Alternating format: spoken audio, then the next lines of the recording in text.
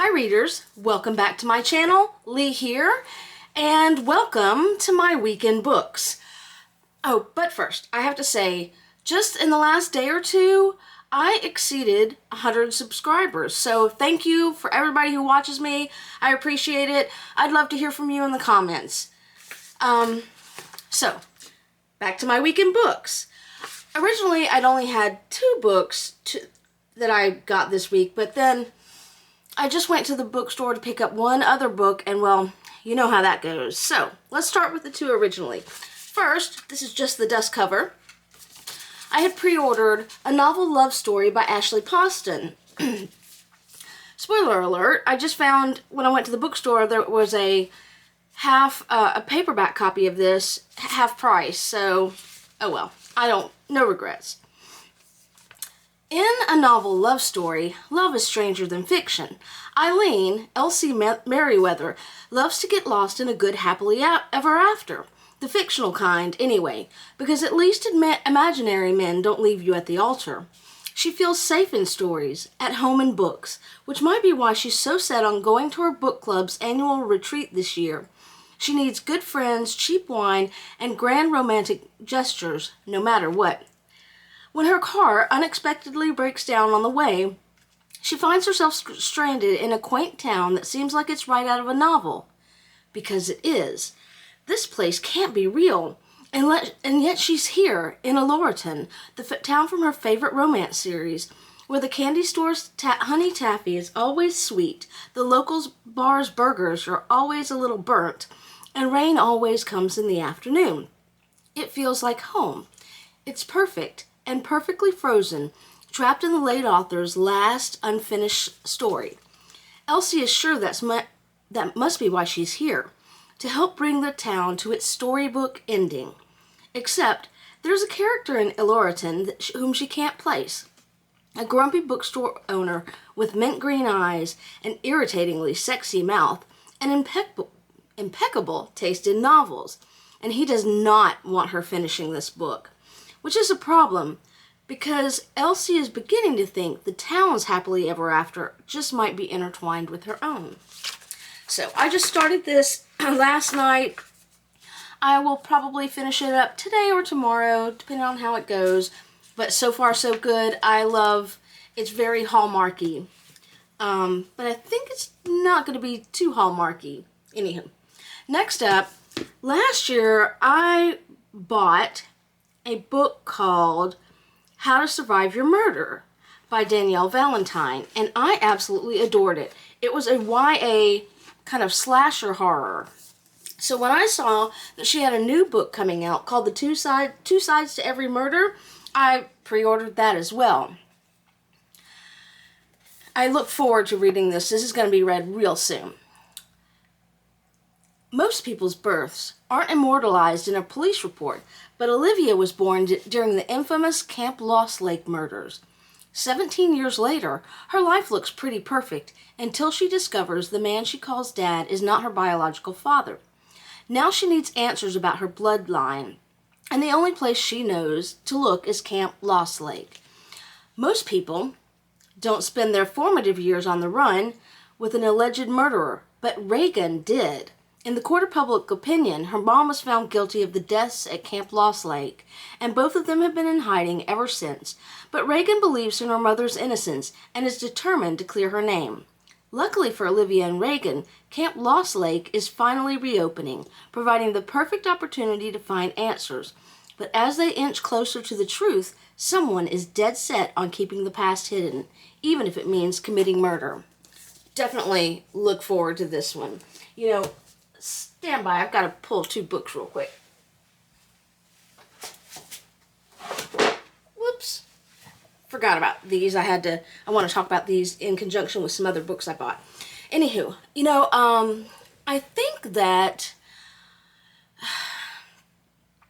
YA horror is having a day, and I think that in some ways it is a little bit better than some of the modern, very popular horror. But we'll see. Okay, so let me dig into my bag. This is what I bought this morning. on Patreon, Mother Horror is having a book club, and they are reading Beloved by Toni Morrison. I can't believe I have not read it, and I can't believe that I didn't have a copy. This is a Nobel Prize winning novel. I don't think I will read this in time to participate in book club. It's already started. They've already read 100 pages, and then they're on the last 100 pages. So since this is only 300 some odd pages, I don't think I'm going to get to it before they finish. And I'm going to read the back of this, but I'm not sure that I know how to pronounce some of the names. Staring unflinchingly into the abyss of slavery, this spellbinding novel transforms history into a story as powerful as Exodus and as intimate as a lullaby. Seath? I'm not sure. Its protagonist was born a slave and escaped to Ohio, but 18 years later she is still not free. She has too many memories of Sweet Home, the beautiful farm where so many hideous things happened. And Seath's new home is haunted by the ghost of her baby who died nameless, and whose tombstone is engraved with a single word, Beloved. Filled with bitter poetry and suspense is taut as rope, Beloved is a towering achievement by Nobel Prize laureate Toni Morrison.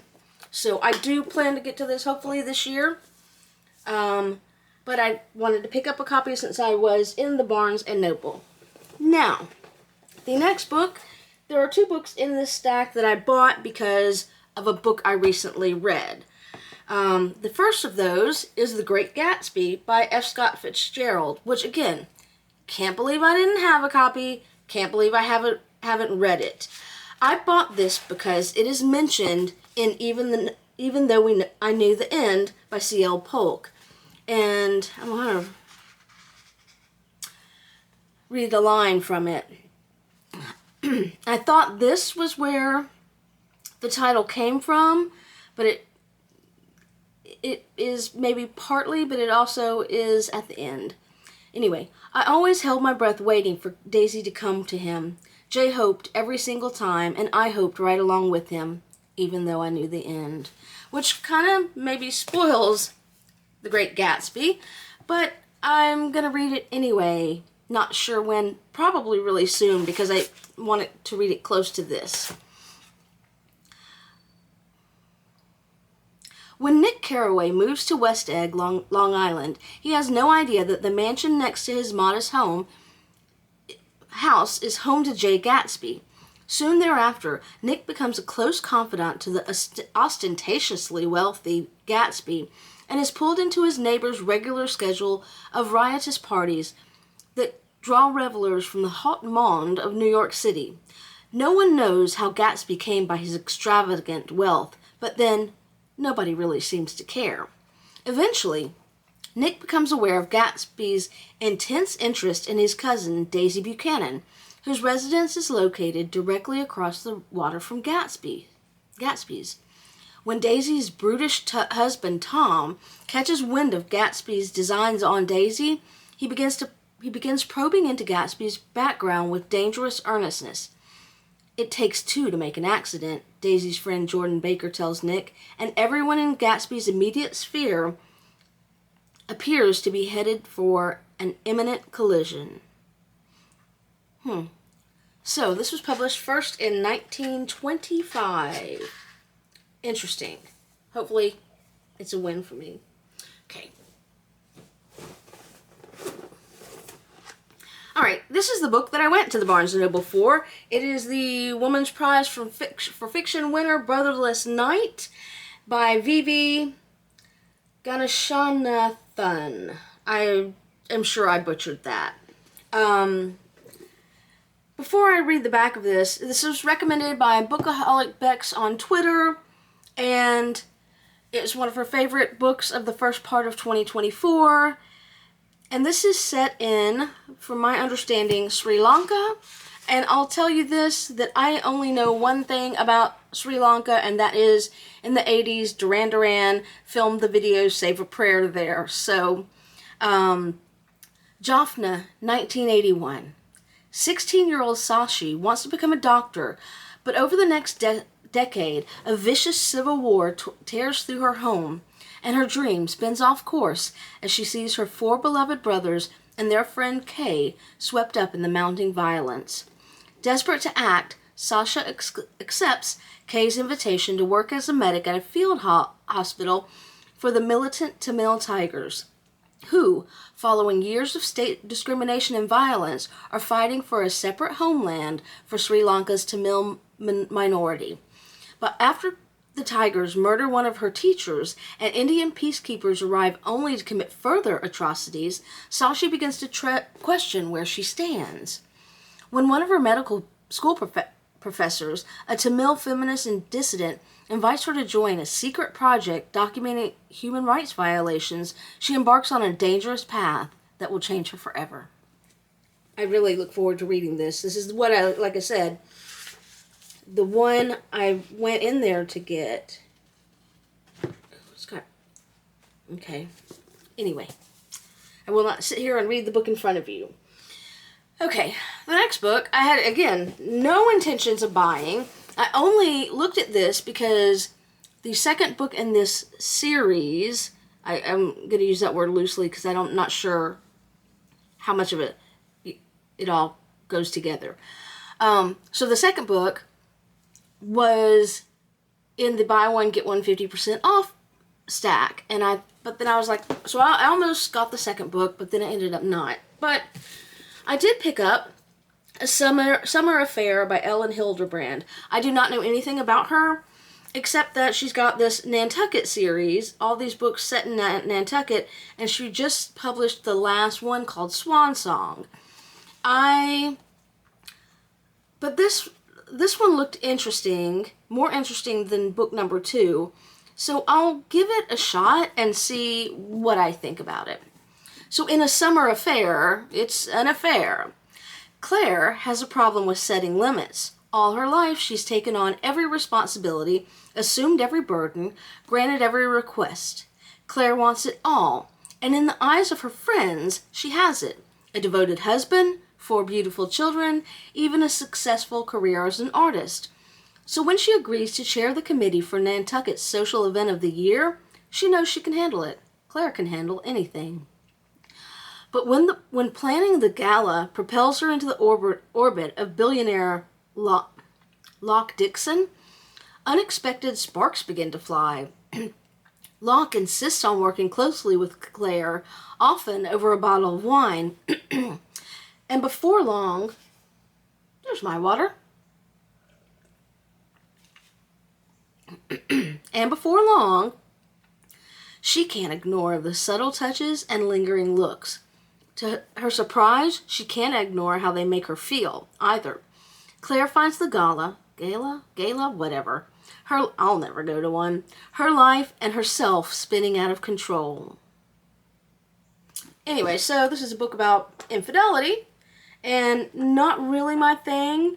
But I thought, like I said, I thought I'd give it a shot and see what I think about it. Oh, look, yet again, we have a book I didn't come in the store for.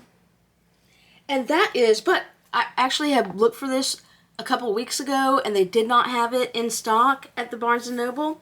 But it is The Stepford Wives by Levin. This is the book I picked up where I realized I needed another buy one, get one 50 off. And then I ended up with the Elin Hilderbrand, not buy one, get one 50.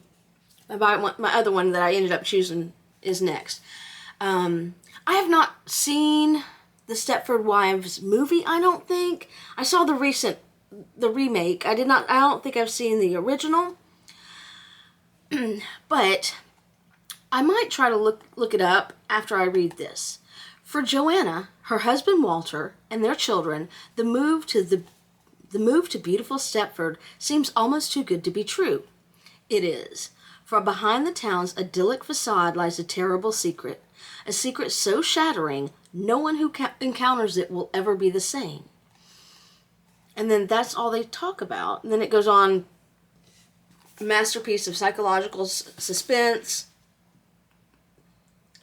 I might read this. It's very short. I might read this next month, or this month in July. between some of my Christmas books. Definitely a good idea. Okay, so I ended up not picking Elin Hilderbrand Nantucket #2, and I chose How to End a Love Story by Yulin Kuang instead. This, I want to call it a rom-com, but I think there's some not com in here because it starts with a loss. I read the first couple pages in the bookstore. Helen Zhang hasn't seen Grant Shepherd once in the 13 years since the tragic accident that bound their lives together forever. Now a best-selling author, Helen pours everything into her career. She's even scored a coveted spot in the writer's room of a TV adaptation of her young adult novels, and if she can hide her imposter syndrome, surely the rest of her life will fall into place too.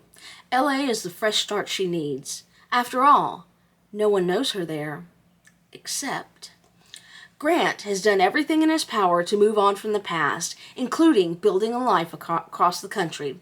And while the panic attacks have never quite gone away, he's well liked around town as a screenwriter. He knows he shouldn't have taken the job on Helen's show, but it will open doors to developing his own projects that he just can't pass up. Grant is exactly as Helen remembers him, charming, popular, and lovable in ways that she's never been. And Helen's exactly as Grant remembers too, brilliant, beautiful, closed off. But working together is messy and electrifying, and Helen's parents, who have never forgiven Grant, have no idea he's in the picture at all. When secrets come to light, they must reckon with the fact that theirs was never meant to be any kind of love story. And yet, the key to making peace with their past and themselves might just lie in holding on to each other in the present. So Yulin Kuang was once fired from a Hallmark movie for being too hip for Hallmark. And she is the adapting screenwriter of Emily Henry's People We Meet on Vacation. I might read this in July. Probably not, though. Okay, This next book, I don't have my phone with me, was inspired by two books that I'm reading. Well, one that I'm read, and one that I'm still listening to. It is actually, this author is actually mentioned in the one I'm still listening to. It is called When the Seas Came Alive. I forget the author's name, but it's an oral history of D-Day. And I just finished last week The Longest Day by Cornelius Ryan. And I've heard this book called boring, they don't like the main character, and because of that, I've never picked it up.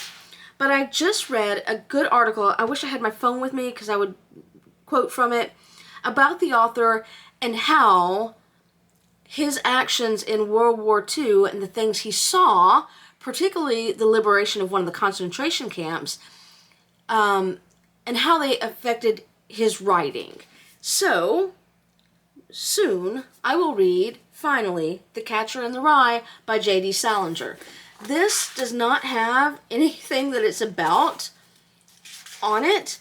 I know it's about Holden Caulfield and leaving his prep school, or whatever it's called. And again, people have called it boring, but I want to read it right on the heels of The Longest Day and listening to these oral histories of D-Day so that I can read it with that imagery in my mind, because I think he was there on D-Day, or maybe not on the beaches, but he was part of the invasion, that initial invasion. Not 100% sure. I heard it in the audiobook I'm listening to, which I also have a physical copy of, but I don't know where it is. Anywho, I'll let you know what I think about it. I think that keeping the Normandy invasion in mind will help me, hopefully, make this not a boring read. Okay. In that article, they also mentioned several short stories, several of which I can't find, but that also directly speak to Salinger's experience in the war. So, I bought 9 stories by J.D. Salinger. These are short stories. I think I have admitted that I have a problem with short stories, but hey, I did read one in the collection that I've currently got going on this week, so maybe I can make some progress. But I do want to, again, read some of these and compare it to The Longest Day.